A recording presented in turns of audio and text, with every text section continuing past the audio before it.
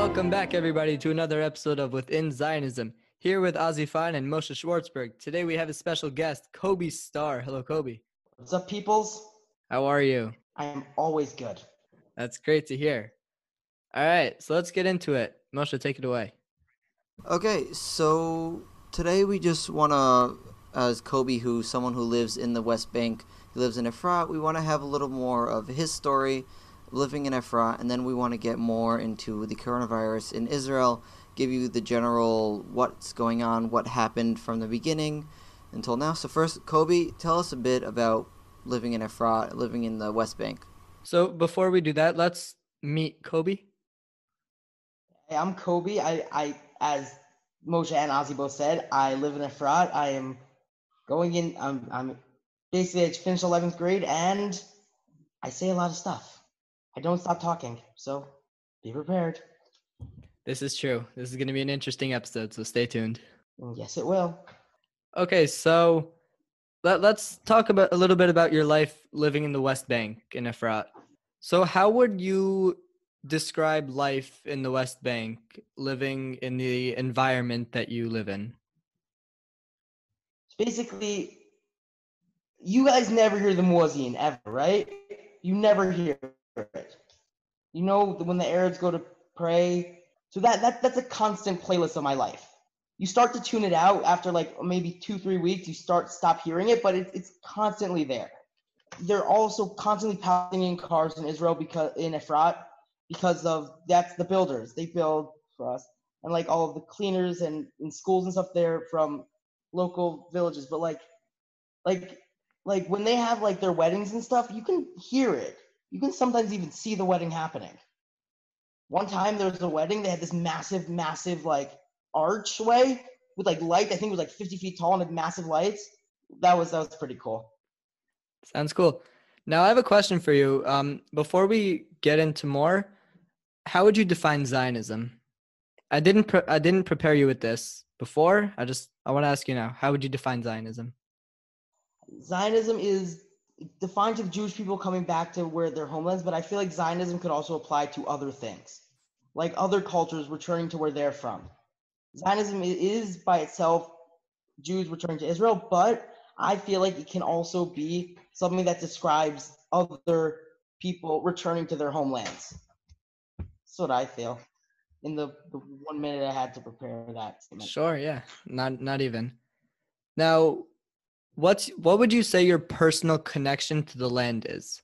It comes from like the reason my parents made Aliyah because of the camps that they grew up in a religious Zionist environment in Camp Mosheva IO in Honesdale, Pennsylvania. So that's been like a big like part of my connection to the land, aside from just living here most of my life.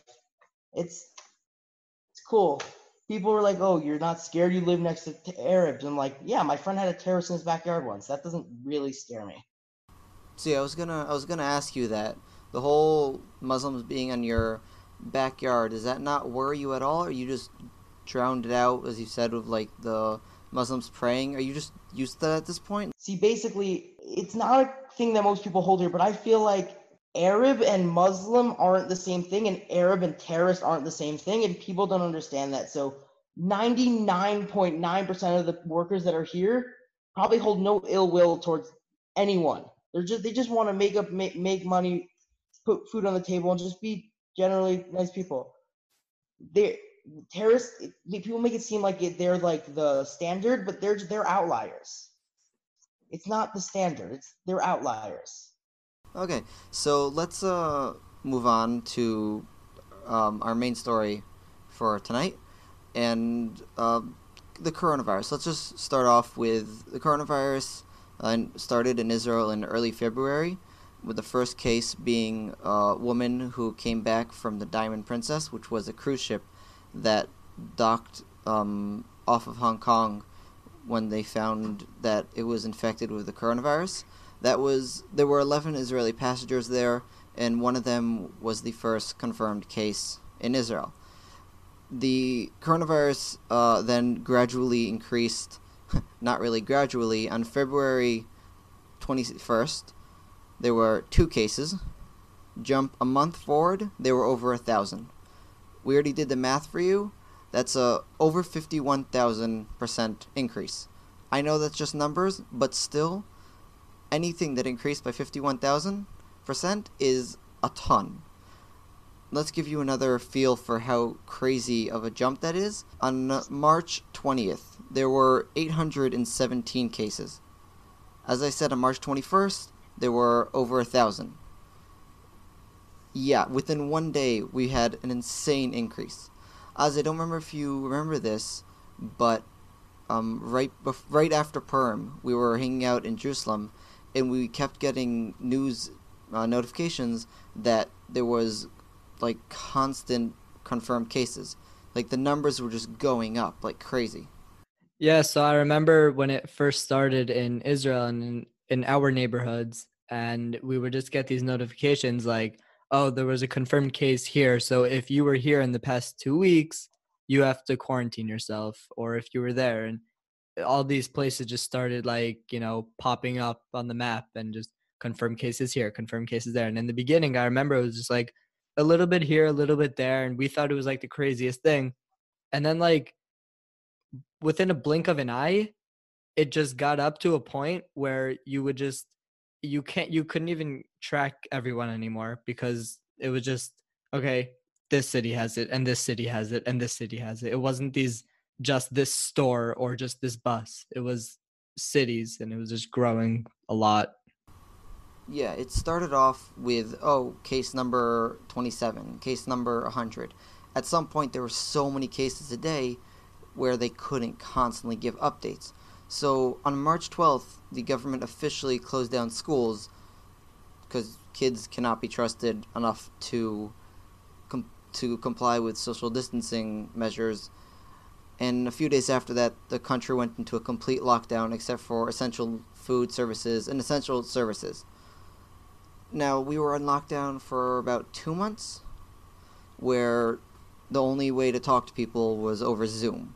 There was no leaving the house. You could at some point leave 100 meters, and then they increased it to 500 meters. But they really started releasing lockdown measures on the 4th of May, where at some point you could start having events and stuff like, yeah, schools opened. But the problem is they opened everything at once. There was there was a little bit of gradually They were opening supposed to things. gradually open, and that's what they were saying. And I think Israel, look, the fact is, Israel was the third, I believe, um, safest country in the world in terms of corona. And they did play it out very smart. I personally think that they should have done it even slower, but the economy was just going, way down, and it was really bad. So they did have to open up things, but if you do compare it to other countries, it was very, very smart the way they did it.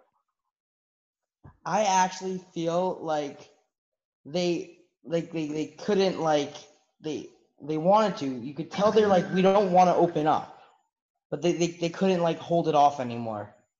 The people were done. They were gonna leave whether it was allowed or not. Yeah, so like I said, the economy was going down and people need Yeah. to live their lives. Okay, so let's move on. Let's Kobe, I want to hear from you. How did the corona affect you? We spoke about your personal life in the West Bank. Now I want to hear how the corona really affected you. First of all, So how old are you? I'm 17. So I you're turned 17 17. in I 11th turned grade? 17 in Corona. Yeah, I'm in So just you're about. I 17 think years old in 11th grade. So you have tests, you have classes. What changed from the beginning? How was it until now? And how are you um easing back into normal life? so actually so basically everyone did Zooms, but I actually was part of the first kids to actually go back to schools because I'm Chinuch Miuchad. So I actually went back, I believe Special in education yeah, I or went back English. in late I think in late April I went back actually. Maybe early May, but like I was back before. And then it was like Okay, but gloves, masks. so tell us a little bit about that. How was it going back? was there a different mentality? I'm sure you weren't able to touch your friends. You weren't able to hug or high five or fist bump or, even get close at Yeah, but all. like it wasn't such a big difference because I happened to live right next to my school. So like I didn't have to go on a bus or anything. I just literally could leave my house and go. And they And what just time like did you finish school? it was originally, it was to begin with, it was like two kids in the class for 2 hours, like from like 11:30 to 1 or that. And And then they then how slowly was life after school? What do you do with your friends, or did you go straight home?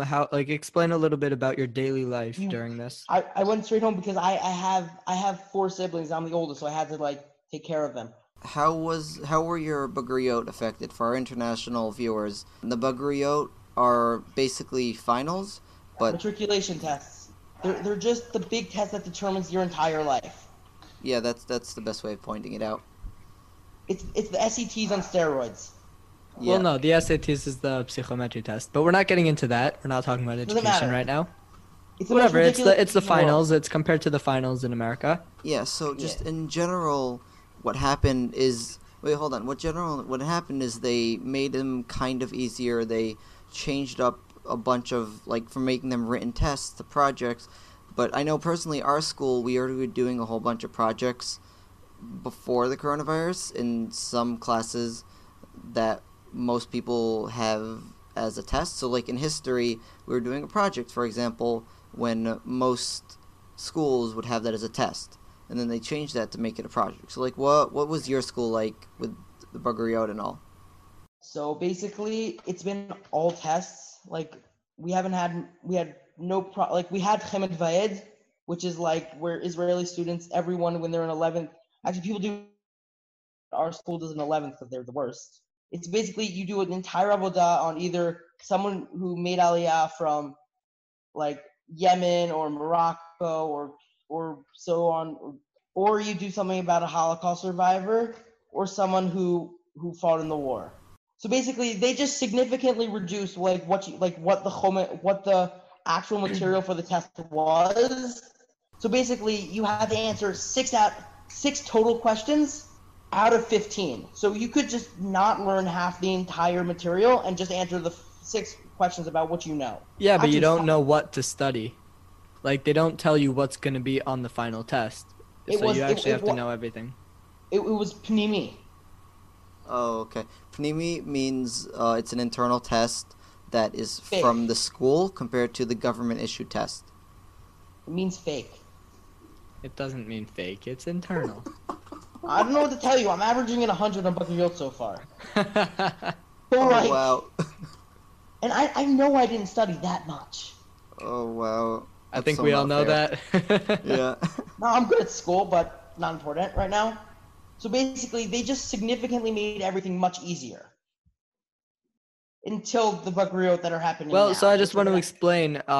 The reason they made the test easier was because they can't expect everyone to just be in a normal mindset and be able to study and function properly with all the restrictions and everything that's going on. So the Ministry of Education figured if we make it easier for them, it's less pressure and there less material to learn because with all the restrictions, it's not easy to learn everything.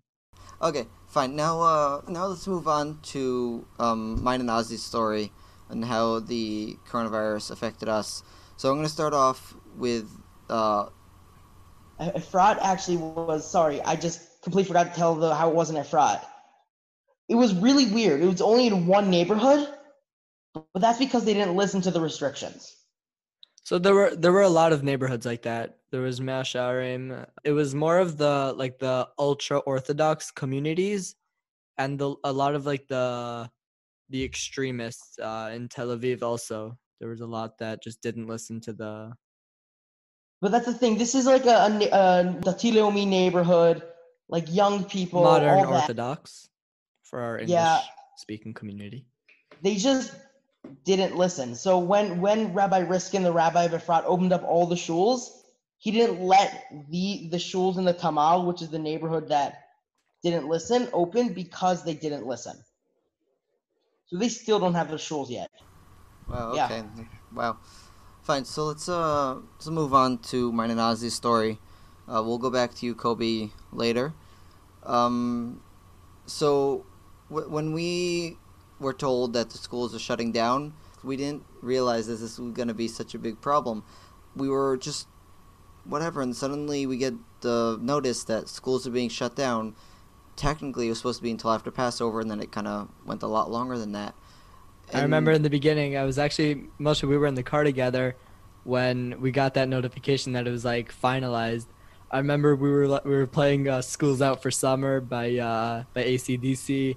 We were yeah, like we were so partying. We were happy. super excited. Turns out it was out for way longer than Passover, Yeah. and it was not as fun because we had tests to take and we wanted to finish school. We're in 12th grade. We wanted to just get it over with, not drag it out.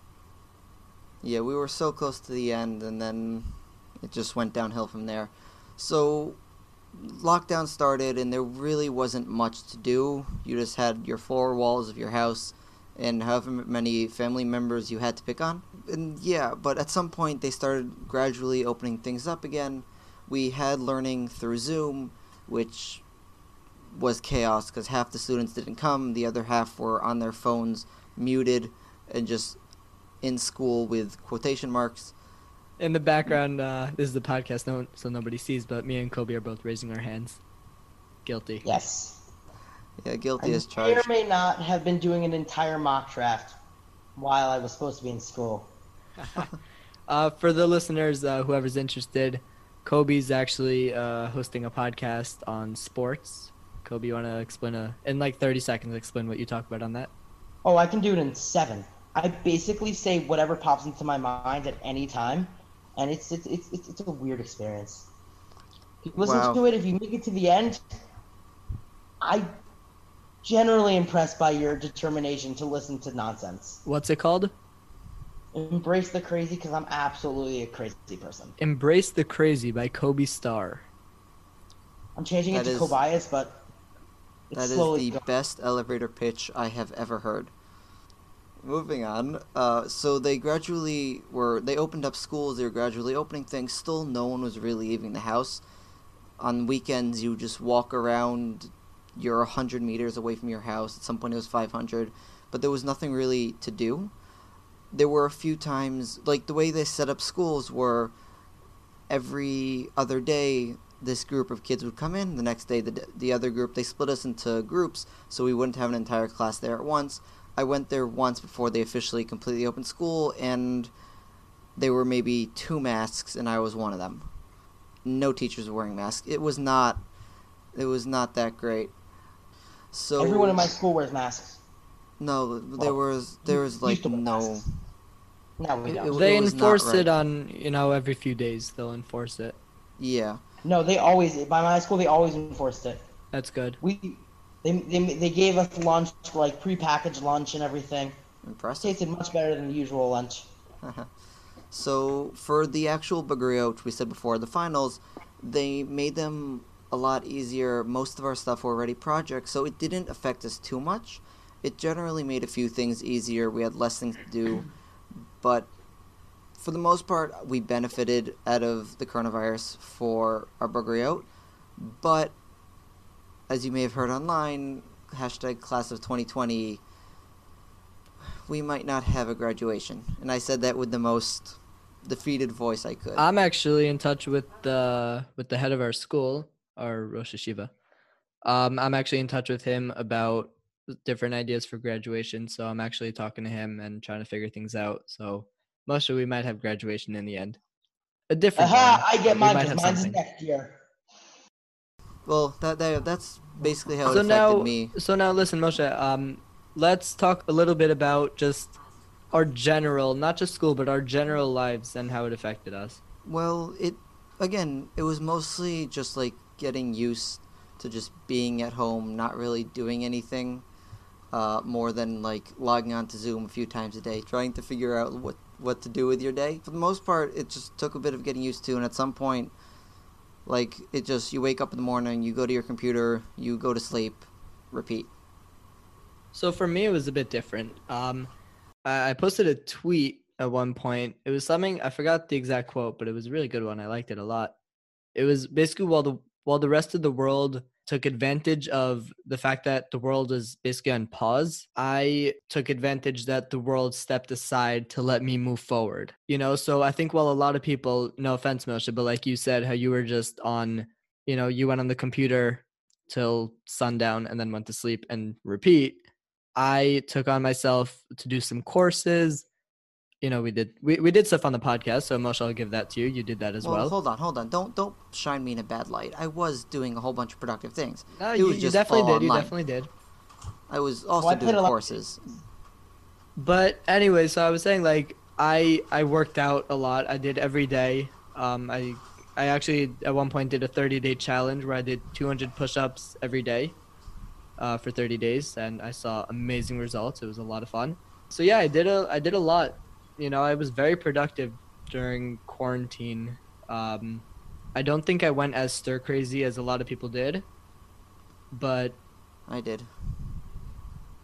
it definitely had a very good impact on me. I think it like taught me a lot, and I think I took advantage of it in a good way. I learned how to be productive from home. It just took like 2 weeks of doing absolutely nothing. After 2 weeks, when I, on most the of the other world... hand, my most productive thing I did was I attempted to grow a beard. How'd that go? Didn't work. Still haven't shaved. Still haven't shaved since then. I have a nice quarantine beard. So that wraps up today's episode. We spoke a little bit about the life in the West Bank. Just a little disclaimer: we're going to be talking about that in hopefully one of the next few episodes. I won't be there because this was a trial run. Feel free to check us out on Instagram, Facebook, Twitter. Check out our website where you could listen to all of our episodes from there and get live updates and more. I would do that immediately. We If you're not on wanna their say- website right now, you're making a mistake. Go there now. Now. Now. Thank you. Thanks, We're not Kobe. forcing anybody. Yes, but Kobe is.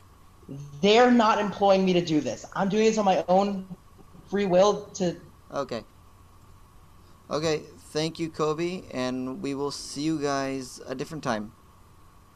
You guys are fascinating, by the way. I gotta be completely honest. What you guys gotta say and what you guys have been saying, it's been really, really, really interesting.